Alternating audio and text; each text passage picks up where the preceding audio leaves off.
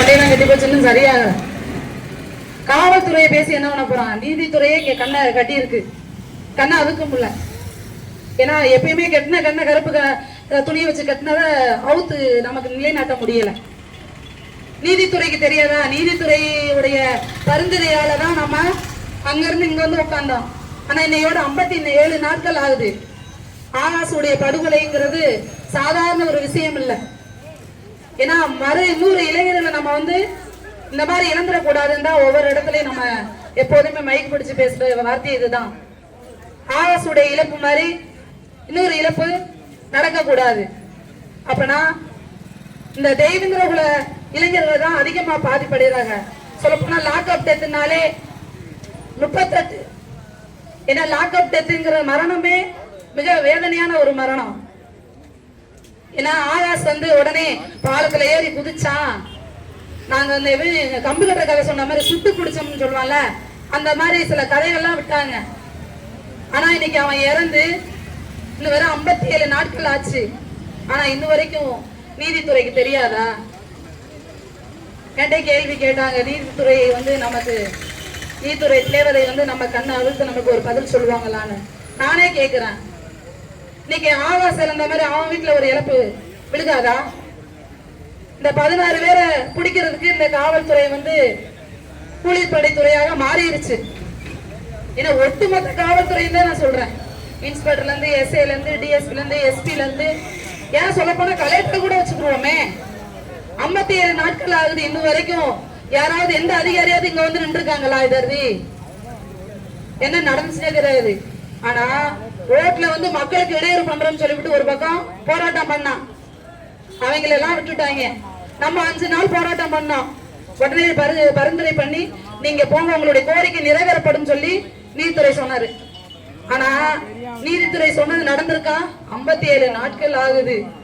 அவன் காணாம போனது மாதிரி மறைஞ்சு போன மாதிரி கிடக்கான். அங்க தாயும் தகப்பனும் இழந்துட்டு தத்தளிக்கிறாங்க. இதே போல ஒவ்வொரு தாயும் தகப்பனும் தத்தளிக்க கூடாதுன்றதுக்காக தான் நம்ம ஒவ்வொரு இடத்துலயும் சொல்றோம். ஆனா இன்னைக்கு இந்த இடத்துல நின்று பேசுறோம்னா இன்னொரு இழப்பை சந்திக்க கூடாது.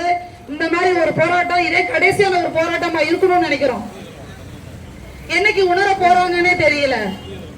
ஏன்னா நம்ம இழப்புக்கு மேல இழப்பை சந்திச்சுக்கிட்டு இருக்கோம். பாதிக்கப்படுறது நம்மளுடைய இளைஞர்கள் தான். என்னை பொறுத்த வரைக்கும் அதிகமா பாதிக்கப்படுறது நம்மளுடைய இளைஞர்கள் தான். ஆகாசுடைய பயணம் கரெக்டான பயணத்தை தான் அவன் பண்ணணும். இன்னும் வரைக்கும் மது ஒழிச்சிருக்கான எவனாவது பாருங்க. இன்னைக்கு முதல் பாருங்க பாருங்க, அப்படியே தள்ளாடிக்கிட்டு தான் ரோட்ல. ஆனா அவனுக்கு எங்கிட்டாவது காவல்துறைக்கு லஞ்சம் வந்துருது இல்ல, வருமானத்துக்கு வருமானம் வந்துருது. இதுல கஞ்சா வேற அதிகமா. கட்டுப்படுத்த வேண்டிய காவல்துறையே இன்னைக்கு கொலையாளி ஆயிட்டாங்க. நம்ம கத்திய பிடிக்கிறோம், அவன் லத்திய பிடிக்கிறான். இதான் வித்தியாசம். கத்திய பிடிக்கிறவன் கொலையாளினா அன்னைக்கு லத்திய பிடிக்கிறவன் கொலையாளிக்கு சமமா ஆக்கிட்டாங்க. ஆனா சொல்றோம் காவல்துறை தான் நமக்கு பாதுகாவலர் இருக்கிறோம். உண்மையுமே நான் அதுதான் உண்மையை நினைப்பேன். ஒரு சில டயத்துல நல்லவங்களும் இருக்கிறாங்க. அந்த நல்லவங்களுக்கும் இந்த மாதிரி தற்கொலை நாய்க போல கெட்ட பேர் வந்துருது. 16 பேருங்க ஒரு உசுரை அழிச்சிருக்கான். அந்த 16 பேரையும் பிடிக்கிறதுக்கு நேரம் இல்லையா? அப்ப நீதித்துறை துணை போகுதா? இத சாதி ரீதியா செயல்படுறாங்களா? இந்த இனத்து பையன்றதுனால செயல்படுறாங்களா? என்னமோ ஏன் நீதித்துறை என்ன சமுதாயம் தெரியல. ஏன்னா அவருக்கு தெரியாதா? இறந்த 57 நாட்கள் ஆகுது. இன்னும் நம்ம பையன் இன்னும் அவனை கூட சொல்றாங்க எல்லாம் போனோம்னா அவன் சாமியா போயிட்டான். அவன் போனோம்ல இல்ல, அவன் சாமியா போயிட்டான். அவன் உண்மையானவன். ஏன்னா போலீஸ்கார மிரட்டியும் உண்மையை சொல்லியிருக்கான். நீதித்துறை வந்து அந்த அவனே கொலையாளின்னு ஒத்துக்கிட்டாங்க. ஆனா ஒத்துக்கிட்டு இன்னும் அவிழ்த்து விடலையே, நீதி கிடைக்கலையே நம்மளுக்கு. 57 நாளும் இந்த இடத்துல போராட்டம் பண்ணிக்கிட்டு தான் இருக்கிறாங்க. இதுக்கெல்லாம் வந்து டிபார்ட்மெண்ட்ல உள்ளவன் என்ன பதில் சொல்ல போறானே தெரியல. சும்மா உனக்கு பொய் வழக்கு போட்டுருவேன், அங்க போகாத இங்க போகாத அங்க நிக்காத எங்க பேசாத, சும்மாவா பேசுறாங்க, கத்துறாங்க. எப்ப ஒருத்தர் இறந்து போயிட்டான், மறுபடியும் நீ இதே இன்னைக்கு நான் விட்டுட்டேன்னா திரும்ப தொடர்ச்சியா நீ பண்ணிக்கிட்டு தான் இருப்ப. என் இளைஞர்கள் தான் அதிகமா பாதிப்படைகிறாங்க. இன்னைக்கு ஒருத்தனை நம்ம தத்தளிக்க விட்டுட்டு உட்காந்துக்கிட்டு இருக்கோம்னு நினைக்கிறான். 38 லாக்அப் டெத் எப்படி நடந்துச்சு? இப்படியே பேசி பேசி மயக்க பிடிச்சி பேசி பேசி வீட்டுகளுக்கு போனதுக்கு பிறகு ஒண்ணுமே பண்ண மாட்டேன்னு நினைச்சுட்டு அவன் இப்படி பண்ணிக்கிட்டு இருக்கான். நீதித்துறையிட்ட ஒரே ஒரு கேள்வி இதுதான், சாமானிய மக்களுக்கு இந்த ஒரு நீதியான்றதுதான் என்னுடையது. ஏன்னா பாதிக்கப்பட்ட மக்கள் ஏழ்மையான மக்களா இருந்தா இப்படிதான் இருப்பாங்க போல. இதே நீதித்துறை வீட்டுல நடந்தா சும்மா விடுவாங்களா? இத காவல்துறை வீட்டுல நடந்தா சும்மா விடுவாங்களா? ஏன்னா அவன்லாம் அதிகாரி, அதிகார துமுறு, அவன் அதிகாரமே இருக்கட்டும். இப்ப அதிகாரம் சொல்ல முடியாதுல்ல, ஏன்னா அவன் காக்கி சட்டில ஒரு கொலையாளியோட இதாத்தனை இருந்திருக்கான். அவனை சாதாரணமா கொண்டிருக்கான். எந்த டிபார்ட்மெண்ட்ல வேலைக்கு வரும்போதே நீ கொலையாளின்னு சொல்லி சேர்த்துக்கிறாங்க. ஒட்டுமொத்த காவல்துறையுமே இன்னைக்கு கொலையாளியா தான் நான் சொல்லுவேன். என்னை பொறுத்த வரைக்கும் 16 பேரையும் அரெஸ்ட் பண்ணாம வேடிக்கை பாக்குறான்னா எதனால? ரெண்டாவது ஒரு விஷயம் நம்மளோட சமுதாயம் தான். இப்பயும் நான் சொல்றேன், எனக்கு நேத்தே சொன்னாங்க இத்தனை பேர் ஓட்டிருக்காங்க, அங்க போய் பாருங்க எத்தனை பேர் வர்றாங்கன்னு பாருங்கன்னு. சமுதாயத்தை வச்சு பொழைக்கிற நாய்ங்க சொந்த சமுதாயம். என் சமுதாயத்துக்காரன் நான் சொல்றேன், மத்த யாருமே சொல்ல மாட்டேன். என் சமுதாயக்காரத்தை நான் சொல்லுவேன். எவனா தலைவராக இருக்கட்டும், எவனா இருக்கட்டும், இன்னைக்கு சொல்ல போனா இந்த இடத்துல வந்து உட்காந்து என் மக்களுக்கு போராடி என் மக்களுக்கு இந்த நீதியை கேட்டுனா உங்களை தலைவன் சொல்லலாம். சும்மா என் மக்களை வச்சு வாங்கிக்கிட்டு போராட்டம் நடத்துறாங்க தலைவன் சொல்லிக்கிட்டு சும்மா நான் தலைவன் நீ தலைவன் பெருமைக்கு பேசக்கூடாது. ஒரு பையன் நம்ம சமுதாயத்துல இறந்திருக்கான், குரல் கொடுக்க வந்து முன்னாடி வந்து உட்காந்து பேசணும். உடனே பெரிய நம்ம சமுதாயத்துல சில தற்கொலைங்க நீங்களே சொல்லுங்கன்னு கேக்குறீங்க. மாற்று சமுதாயக்காரன் உள்ள கொண்டு வரேன்னு ஏன் நீ வந்து உட்காந்தா ஏன் மாற்று சமுதாயக்காரங்க உள்ள வர்றாங்க? நான் கேக்குறேன், மாற்று சமுதாயக்காரங்களை பேசுறதுக்கு முதல்ல உங்களுக்கு என்ன இது இருக்கு?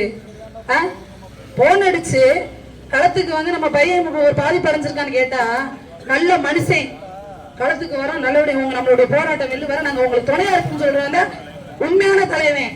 நீ வந்து பேச்சுக்கு எனக்கு 5 நாள் சென்று வை 6 நாள் சென்று வை நீ சொல்ற தலைவர் நான் போராட்டம் பண்ணணுமா? 57 நாள் போராட்டம் நடந்துகிட்டு இருக்கு. இதை வந்து யாராவது வந்து போய் இல்ல உன்னோட மாவட்ட செயலாளர் இந்த இடத்துல களத்துல வந்து உட்காந்துருப்பாங்களா? உங்களுக்கு எல்லாம் இந்த வெத்தலை பாக்கு வச்சு அழைப்பு கொடுக்குற மாதிரி அழைப்பு கொடுத்தா இந்த இடத்துக்கு வருவீங்க, இல்லைன்னா வர மாட்டீங்க. இதே உங்க வீட்டுல இந்த இழப்பு விழுந்தா தனப்ப இழப்பு கேட்டா பாதிப்பு சொல்லுவீங்க. ஏன் எனக்கு பயில இறந்துருக்கான்? அங்க இருந்து ஒரு பேட்டியை கொடுத்துறது, இந்த மாதிரி நாங்க வன்மையா கண்டிக்கிறோம். அது நாங்கள் தான் போடுறோம், நாங்கள் தான் பேச போடுறோம், நாங்களும் தலைவன் கொஞ்சம் சொல்லிக்கிட்டு இருக்கோமா? தலைவனே சொல்லாதீங்க. நீ யாருமே தேவேந்திர சமுதாயத்துல 186 தலைவன் இருக்குன்னு எவனும் தலைவன் சொல்லாதீங்க. சந்துக்கு ஒரு தலைவன் உருவாயிட்டு தலைவன் சொல்லாத. இன்னும் வரைக்கும் 57 நாட்கள் ஆகியும் அவனுக்கான நீதியே கிடைக்கல. இதுக்கான காரணம் யாரு? இந்த நீங்களாம் சிந்தத்தனமா சில பேர் இருந்துட்டு நான் தலைவன் நான் தான் எல்லாமே அப்படின்னு சொல்லி விட்டுறீங்க. அவங்களுக்கு இந்த பதிலடி தலைவன் நீங்களே என் சமுதாயத்தை வச்சு சம்பாரிச்சு போராட்டி அவன் மாசு இறக்க பாக்குற ஒருத்தன் கூட எங்களுக்கான நீதியை நீங்க கிடைக்கல. இன்னைக்கு மானாமரம் நடந்தது நாளைக்கு ஓ வீட்டுல நடக்கும். இதே போலதான் நீங்க கூப்பிடும் போது அதே வார்த்தை அவங்க திருப்பி கூட சொல்லுவாங்க. அன்னைக்குதான் நான் சிந்திப்பேன், நம்ம அன்னைக்கு அந்த இடத்துல இருந்தவன் கலக்கல அப்படின்னு யோசிப்பேன். நம்ம வீட்டு பிள்ளைதான் இன்னைக்கு போயிருக்கு, நம்ம தான் கொடுத்துருக்கோம். இன்னைக்கு சொல்ல போனா இன்னைக்கு 186 தலைவர் இந்த இடத்துல வந்து உட்கார்ந்து இருந்து ஒரே நாள்ல நமக்கு கிடைக்க வேண்டிய வெற்றி நம்ம நிலைநாட்டி இருக்கலாம். ஆனா யாருமே வரல. என்னை பொறுத்த வரைக்கும் நாங்க நினைச்சதான் நடந்துகிட்டு இருக்கு, எப்பயுமே அதான் நடக்குது. எந்த போராட்ட காலத்துக்கு போ நாங்க யாரெல்லாம் வரமாட்டோம் நினைக்கிறோம் அவங்க எல்லாம் வரவே மாட்டீங்க. சும்மா பெருமைக்கு சொல்லுவீங்க, வன்மையாக கண்டிக்கிறேன் என் இளைஞர் இப்படி மரணத்திற்கு காரணமானவர்களே அப்படின்னு சொன்னா போதாது, செய்யணும். களத்துல வந்து உட்காரணும், குரல் கொடு. அம்மா வீட்டுக்குள்ளதானே நாளைக்கு ஓட்டு கேட்கல மட்டும் என் சாதிக்காரன் எனக்கு மட்டும் தான் ஓட்டு போடணுங்கிற என்ன மூஞ்சி வசூல் ஓட்டு போட்ட கேட்க வர? ஏனத்து மக்களுக்கு ஒண்ணுமே செய்யல, செய்யாத போது உனக்கு தேவைப்படுங்க மட்டும் ஏன் மக்கள் தேவையா? ரெண்டாவது சிபிசிஐடி விசாரணை அன்னைக்கே நாங்க மாற்ற சொன்னோம். எங்களுக்கு தேவை சிபிசிஐடி வேணும், சிபிஐ விசாரணைக்கு மாற்றுங்க, இதுதான் எங்களோட கோரிக்கை. ரெண்டாவது ஆகாசியுடைய மரணம் மிக வேதனையான ஒரு மரணம்.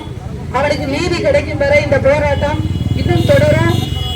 இதே நீதித்துறைக்கு மறுபடியும் சொல்றேன், எங்களை தூண்டி மறுபடியும் ரோட்டுக்கு மக்களை இடையூறு பண்ண வைக்காதீங்க. நாங்க மக்களுக்கு இடையூறாக போகல, எங்களுக்கான நீதிக்காக போகணும்னு நினைக்கிறோம்.